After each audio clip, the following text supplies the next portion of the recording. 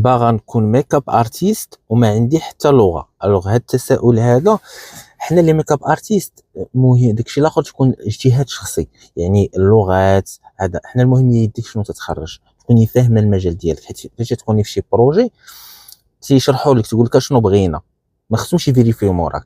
يعني لا كومونيكاسيون مهمه. انا براسي علاش قاري لو كوتشين انترناسيونال، باش بيان نوصل لكم لانفورماسيون في البروغرام، باش تعرف كيفاش تتعامل مع الناس. بيان سور ما تقدرش تتعامل مع الناس انت ما قاديتيش داكشي اللي فيك. حنا لي كوتش فاش تطريط راسك هو الاول باش تقدر تطريط الثاني، عباد الله. الوغ بالنسبه للغه ما عندهاش علاقه. مزيان تعلمي اللغه حتى هي تزيديها وداكشي، قريتي لونجلي فرونسي هذا، ولكن الشرح كيف تنشرح لك دابا الا ما فهمتينيش دابا هنا كاين مشكل. باغ كونطخ هذا الشرح هو اكزاكتومون كي تدخل لا فورماسيون. هذا لو بروغرام ديال ميك اب زيرو فوت تنمشيو معاك واحده واحده، تجي واخا تكوني ما عمرك ما قريتي الميك اب، تمشيو معاك من لا فاليز ديالك شنو تشري، من كيفاش تعاملي مع الناس، كيفاش تطوري شخصيتك، حيت ديفلوبمون بيرسونيل مدخلينه في لا فورماسيون.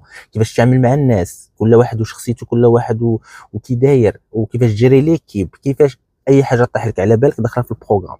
بيان سور هادشي الناس اللي تقراو عندنا راه عارفينه.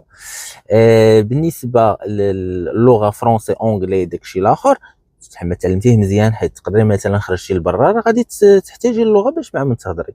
هنا في المغرب تهضري بالدارجه، كيف راه كلشي واخا تيكونوا تيهضروا فرونسي المغربي راه تهضري معاه هذا، ولا راه كاينين الترجمان كاينين اللي غيترجموا لك، اصلا تخدموا اون ايكيب تيب لي تورناج ولا ابار بحال دابا مارياج ولا راه كلشي ما عروسه غادي تخدم المغربيه. صافي. كاين شي تساؤل اخر؟ مرحبا.